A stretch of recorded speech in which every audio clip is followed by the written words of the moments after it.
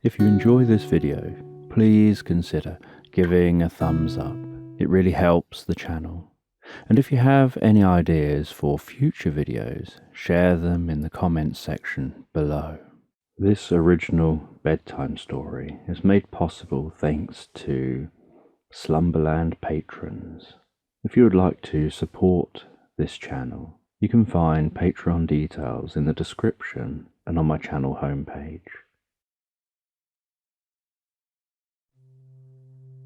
And to enjoy this story fully and to be able to relax as fully as possible, just spend a few moments concentrating on your breathing.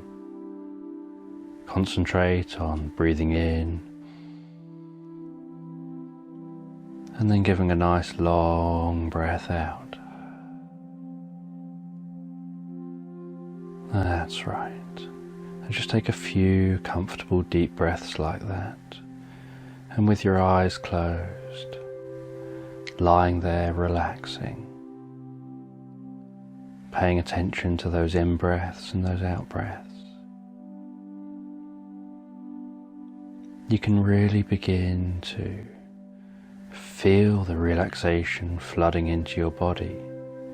Begin to feel the relaxation around your eyes, around your head, and how it spreads through the body.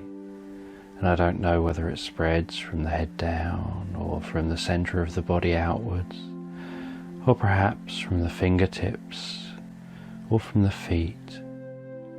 That relaxation can spread in its own way, comfortably, easily and effortlessly as you listen to this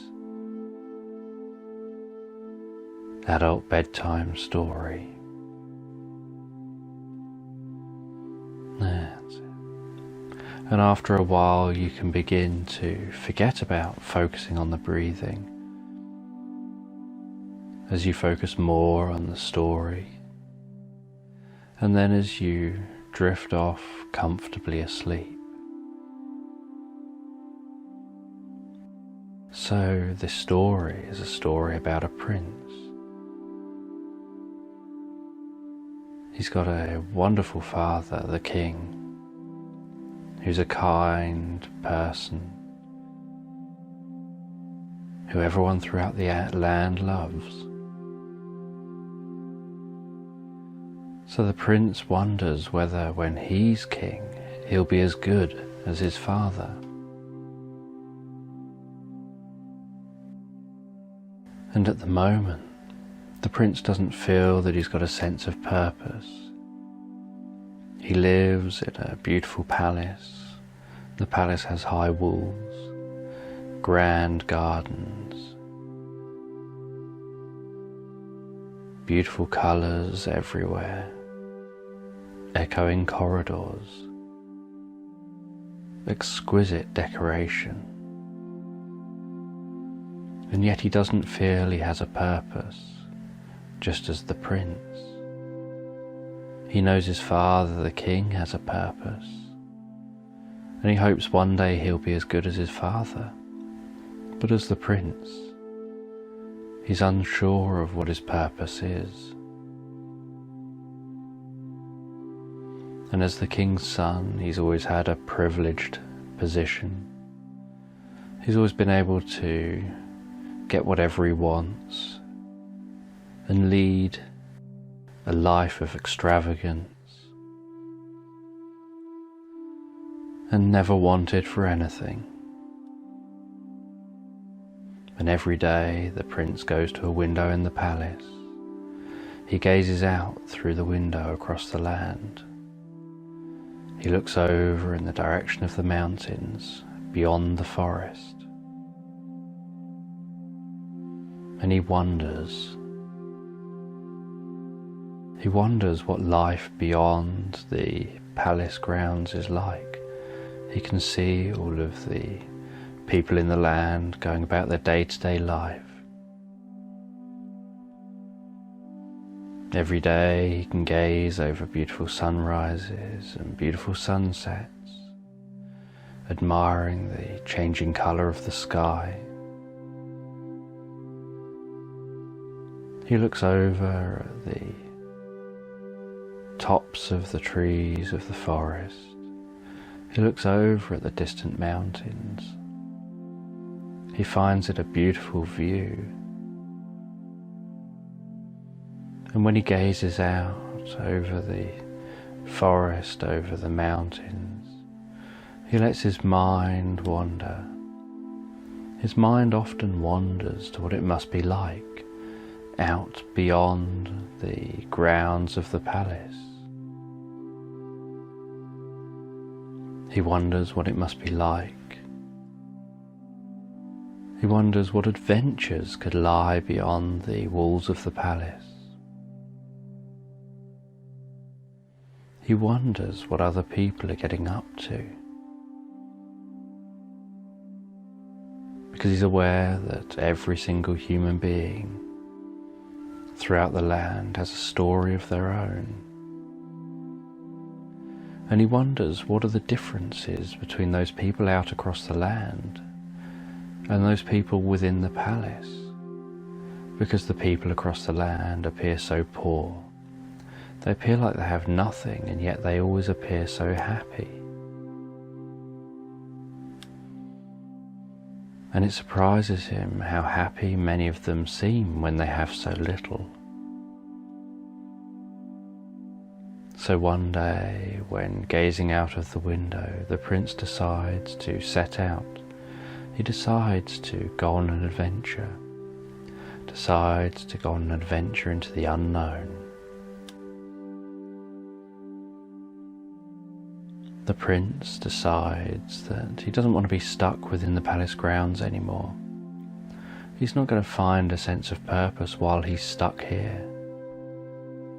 To find a sense of purpose, he needs to leave the palace, go on a journey, go on an adventure of self-discovery and curiosity. He needs to set out and find himself. The prince decides that it's best if he sneaks out of the palace. That way no one will know. No one will know that he's gone. And because nobody's known he's gone, nobody will realise he's the prince. Because he won't have guards around him. So he decides to put on some clothing that helps him to blend in with others around him outside the palace.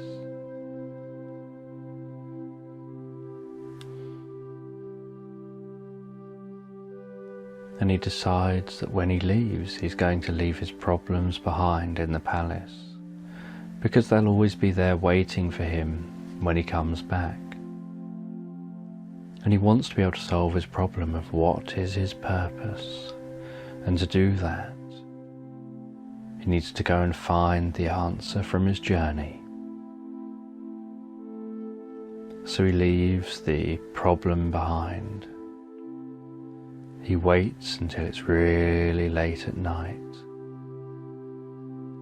as sunrise is approaching. He decides that that's the ideal time to set off. So that it's dark and he's got the cover of darkness to help him get away from the palace, clear of the land. And yet, the morning sun will rise as he gets comfortable into his journey. He decides that with the uncertainty ahead, he just needs to flow with that uncertainty, because he doesn't know what's going to lie ahead. So the prince sneaks out of the palace. He walks through the land. He heads past some early risers starting to set up market stalls. He sees a few people walking with dogs and a few people walking for enjoyment, and he feels the warm early morning breeze on his face. There was something about being out of the palace at this time in the morning that helped him to feel comfort, feeling the fresh morning air on his face, breathing in the fresh morning air, feeling it enter his nostrils. And as he continued his journey and the sun began to rise, he could notice the light glistening off of cobwebs, off of the dew in the cobwebs, as the cobwebs blew lightly on the grass. He could feel the fresh air. And while he walked, he was aware of the sound of each step that he took, as he strode confidently and calmly into this unknown adventure. And the prince gazed around him. And while he was gazing around, he became more aware of movement, where the breeze was moving the grass and the leaves in the trees, and the rustling sound, and the sight of some clouds moving in the sky. And the prince chose to walk along the side of a stream, and he could notice the stream just some distance away, so he walked towards the stream. He felt that that stream probably started in the mountains, so he walked towards the stream and decided to follow the stream all the way to the mountains. As the prince continued his journey, he felt something he'd never felt before. It was a strange sensation in his stomach. He felt a kind of excitement in his stomach that spread round into his chest and tingled down into his arms and his legs. He had an excitement about this adventure into the unknown. And as the prince walked comfortably along the side of the stream, he was aware of the way the light was shimmering on the water. He could notice some small fish swimming under the shimmering surface. Some would remain stationary and then suddenly dart around. Others would just lazily be swimming under the water in shoals. And he could hear the trickling sound of the water. And he found the sound of the trickling water so relaxing, so comforting, so calming. And the prince decided to hold on to a sense of that calm, relaxing feeling while he paid attention to the journey at hand and continued walking along the side of the stream towards the mountains in the distance. And he followed the stream into the forest. And as he followed the stream into the forest, he noticed how the wind began to die down. The rustling sound of the leaves could be heard overhead. The light in the forest began to become dimmer and darker. And he began to notice more forest sounds and less of the sounds from outside the forest as he walked deeper and deeper into the forest. He noticed how in the forest the leaves on the ground were much drier, and so each step he took, he could hear the crunching, crackling sound of the leaves beneath his feet. Something about being in the forest seemed to make the sounds appear more muffled than they appeared out in the open. And he found this curious experience. and off in the distance the prince could hear her whistling.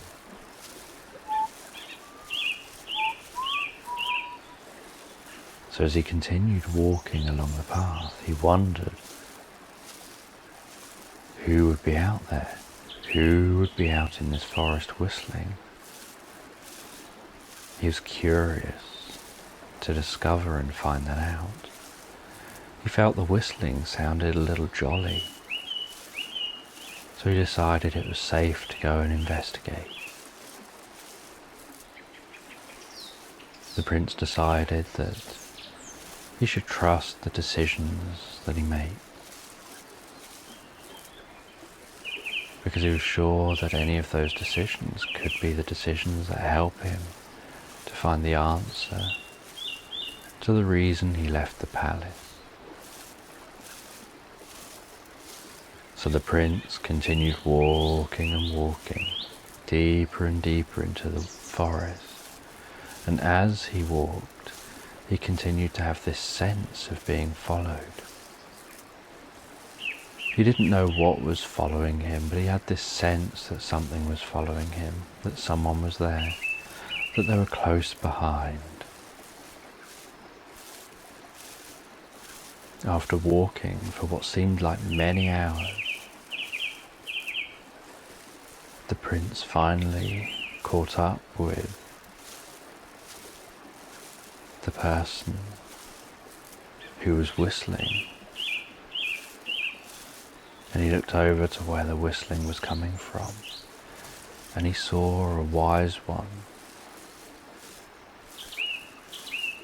The wise one was just stopped by a pool of water.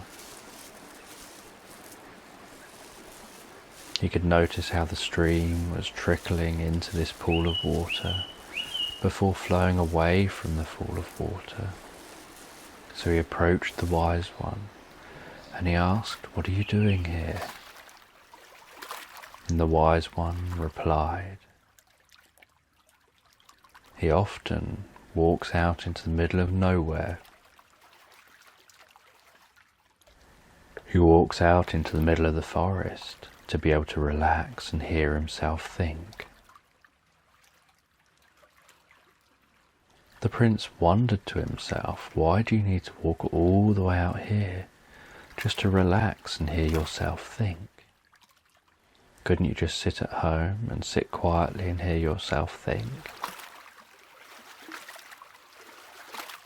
The wise one carried on talking. The wise one continued to explain that sometimes you just need to go somewhere to escape from it all. Somewhere where no one else is. The wise one then threw a sparkling stone into the pool. And the prince watched that stone sink slowly to the bottom of the pool. And the wise one and the prince had their attention looking at where the stone went in. And the wise one told the prince to watch and pay attention to what is happening to that water. And the prince looked and watched. He didn't really understand what he was supposed to have seen. All he saw was ripples spreading out throughout the pool. And then after a few moments, the pond calmed down again and the ripples went back to normal with just the natural waves across the water. And as he gazed through the water, he could notice the glistening on the stone where it lay on the bottom under the water. But at this point he didn't understand what it all meant. And the wise man looked over at the prince and told him, "When the time is right, you will understand." So the prince remembered this message and carried on his way, still with that sense of being followed. And the prince began to feel that sense of being followed in his stomach. The prince didn't know whether that sense in his stomach was good or bad, he just knew he didn't like it. So the prince began to speed up as he left the wise one. He began to run through the forest. He was pushing branches out of the way, trampling over leaves, cracking twigs. He could feel his heart pounding. He could hear his breathing as he ran through the forest. The prince was aware of the warmth of his body as he was trying to get away from whatever was following him. Eventually, the prince came to a clearing.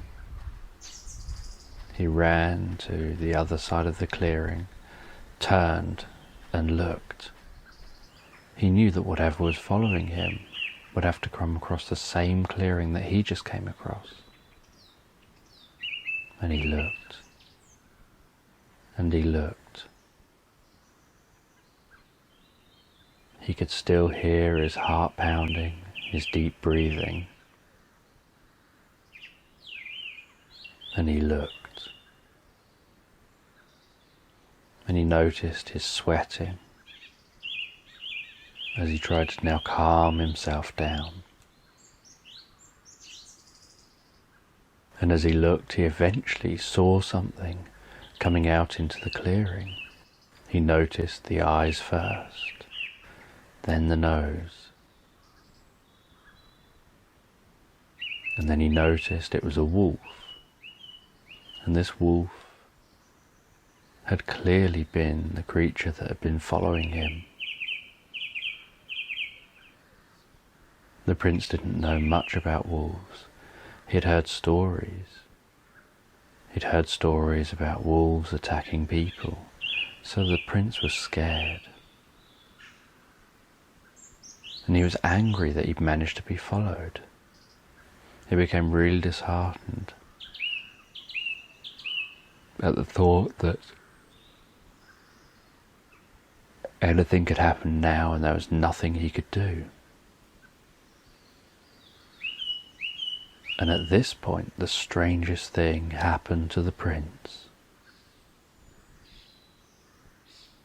Without knowing how it happened, the prince began to logically think about the situation. And the more he logically began to think about the situation, the more his strong emotional state began to disappear. The anger began to go away. His disheartedness began to fade away. He began to feel calmer, more relaxed. And as he continued to logically think of more and more reasons about how he could deal with the situation, and how he couldn't have helped being followed because wolves do have much better senses than people, he began to feel more pleased and excited that he was going to find a solution to this current problem. And all the old emotional states that he didn't want there at that moment began to disperse, to fade away. He realized that he had achieved a lot from his journey so far already. And all the time he was thinking this, the wolf was getting closer and closer, padding its way across the clearing. And the prince thought that that wolf looked very much like a dog. And he thought, even if the wolf naturally kills things and eats meat, doesn't mean that it's going to harm him. And the prince's natural emotional situation was that he should run away or stand and fight. But the prince decided to do something completely different. He decided to calmly approach the wolf. He had a small smile on his face. His shoulders were relaxed, his hands were open, and he calmly walked across the clearing in the most non-threatening way that he could find. And as he approached the wolf, he knelt down on the ground, held out his hand for the wolf to come to him. And surprisingly, the wolf approached him. And the wolf started eating out of his hand. And within a few moments, the prince was petting the wolf. And the prince remembered that in the past, as a child, he'd been very good with animals. He'd calmed horses down just by walking up to them calmly, while talking calmly to them and being relaxed around them. He'd calmed dogs down in the same kind of way, and he realized that his ability to do those sort of things in those situations meant that he was able to draw on those memories now and those abilities now to be able to handle this new situation where he initially felt threatened. And the prince didn't know why he thought that that was an important revelation to him. He only knew that it was. And this wolf was no ordinary wolf. This wolf was there for a reason. It was there to help guide the prince safely up into the mountains. And the prince still didn't know exactly how he was going to find the answer to his problem back at the palace. He just had this feeling that if he just went with the uncertainty, the answer would come to him. And the prince followed the wolf up into the mountains. It was a treacherous road with jagged rocks, steep cliffs, and there were some areas where the prince had to help the wolf up into them, and other areas where the wolf had to help the prince into them. He could hear how his footsteps had changed. The sound of them had changed because the terrain had changed. And the prince and the wolf had to work together. And together they were able to quickly ascend the mountain. And the prince climbed higher and higher into the mountains. He was aware of the colours of the rocks, how when he looked back he could see the green of the forest. And when he looked up he could notice the bubbling cover of cloud floating overhead. And the prince and the wolf kept climbing, and they climbed above the cloud cover, and when they looked back and down they could see a carpet of white. And when he looked up he noticed that everything was white on the mountain as well, that the mountain was covered in snow. And the wolf and the prince continued to climb through the snow, finding it more and more of a struggle the higher and higher they went. And the only thing that kept the prince going on this arduous trek up through the mountain was that he was beginning to truly see himself as not having that problem by the time he got back to the palace. And somehow the wolf managed to understand him, and whatever he needed, the wolf managed to help him with. It was as if somehow he was able to communicate with the animals in a way that he could never have imagined. He was communicating through body language, through the way he used his voice and his ability to remain calm with the wolf. And the higher and higher up the mountain the prince went, the more focused his attention became on the road ahead. And at this point in his journey, he didn't want to stray too far to the left or the right, because either way could be lethal for him. And after much struggling and much hard work, the prince could see a cave up ahead, high up in this mountain top. And at the same time as that, the prince reached a peak where he could turn around, and as he looked behind him, a surprising thing had happened. The clouds had all begun to disperse, and he could see the palace off in the distance. He could see his land, he could see the forest,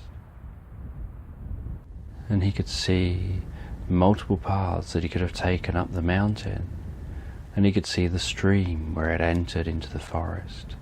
He could see the pool in the forest. He could see the clearing.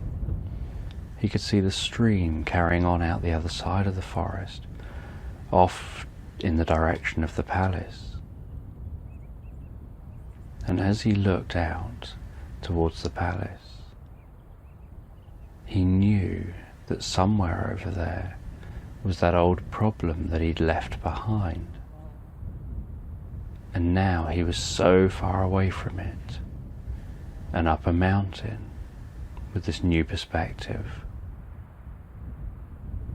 The thing he wondered now was how he was going to get back there. He really wanted to get back in one day, and yet it had taken him nearly all day to get to where he was now. And as the prince entered the cave with his wolf, and they sat down and he lit a fire, and he warmed up and noticed the flickering of the flames on the walls, he began to gaze into the fire, listening to the crackling, gazing with the flickering of the light out the corner of his eyes, hearing the sound of the wind hissing at the entrance to the cave. The prince's mind began to wander, and the prince began to wonder about how he was going to get back. And as he gazed at the fire, the outside of his vision began to get blurry, and he began to feel really relaxed. And it was as if time began to stand still, as if time began to really slow down, as if the flickering began to almost come to a halt. And the prince began to think about many ideas about how he could get down, and the quickest way of getting back to the palace. And he thought of many ideas. He thought about perhaps there could be a tunnel leading all the way back there. He imagined that perhaps he could invent a flying machine. He thought that would never happen. He imagined he could ride back on the wolf's back, but then realized that he would be too big to do a thing like that. And as his gaze gradually lifted up from the fire in a trancey kind of way, he became aware of some paintings around the walls. He didn't quite know what they meant, and then it was almost as if the wolf was able to communicate with him. It was almost as if the wolf was the wise one. And I don't know how it happened, but the wolf said to the prince, "What it is that you need is to have many viewpoints." The wolf said to him, "You know all that you've learnt from your journey, you just don't know that you know it. And you know on one level you've remembered all that you've remembered, you just don't know that you've remembered it all. And the things that you have learnt have many benefits for the future. And all the things you've learnt, you've remembered so well on many levels. You just don't know you've learnt them all." And the prince somehow managed to take all this in instinctively, almost in a dreamlike kind of way. And he decided the best response to this would be to let himself go and to trust the instinctive part of his mind. And the wolf told him, "Whenever you need me, wherever you are, just close your eyes, count to 10, and with each count on each out-breath, you can relax and you can find yourself back here in this cave where you can meet me again in this trancey state of mind, gazing into the fire. And you can ask me questions and I will answer them wisely, helping you with things you do not yet know." And the prince decided that this was a good time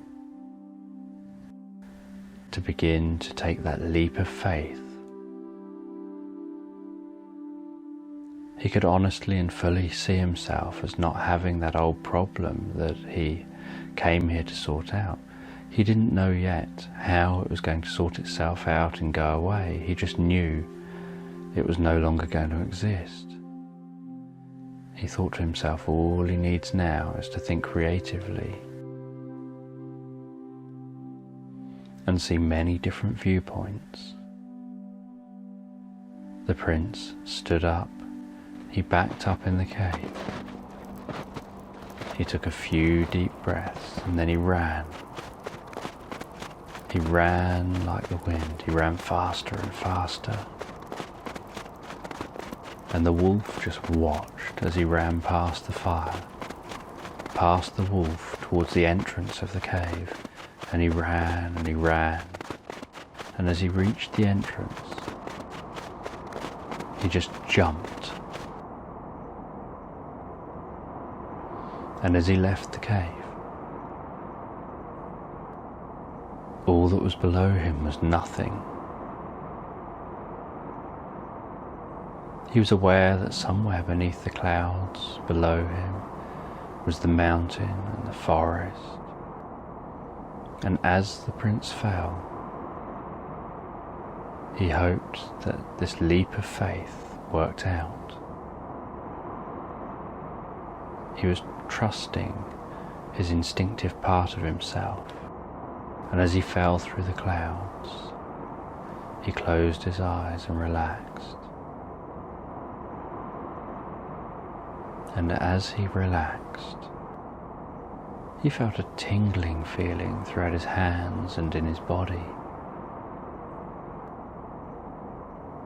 And as everything began to tingle, he felt himself go into a dream-like state. And then he opened his eyes and soared back above the clouds and found himself flying. He discovered that he'd become an eagle, a graceful golden eagle, soaring and flying. He could feel the wind rushing beneath his wings. He could notice the motion of the world around him as he spun in the sky. And as he dived down towards the ground and swooped up, he became aware of how his hearing had got more sensitive, his vision had drastically increased and improved. He was able to look at something and focus in on it, almost like looking through binoculars. And as he flew above the forest and looked down on the stream, he gazed off towards his kingdom, back towards the palace. He knew now what he needed to know that when he got back to the palace he would no longer have the problem that sent him on his quest in the first place. He was able to see so many viewpoints. He could fly up really high and notice the curving of the earth. He could swoop down really low and watch colours flash by in an instant. Or he could just glide effortlessly and enjoy peace and relaxation in the warm air currents. Just enjoying the floating feeling. And the prince now knew how he's going to make it back to the palace by the end of the day. And as he approached his land, he came swooping in low, turned back into the prince, rolling as he hit the ground, landing on his feet. And with great excitement he ran across the land back towards the palace, running through the streets, running excitedly up to the palace, running up to the palace door, letting himself in, running up to his favourite window, gazing out, back out over the land, noticing the sun setting, gazing at the mountains, over the forest. And he could swear that he could have a sense of the wolf looking back at him. And he remembered what it was the wolf said to him. And what he discovered was that he now no longer had that problem that sent him on the adventure. Yet he knew that he'd love to go on this adventure again in the future when the time is right. So he lay down, closed his eyes and relaxed in bed. And as he felt a sense of peace and clarity, he took a few deep breaths and drifted comfortably and relaxed asleep, falling comfortably and relaxed asleep.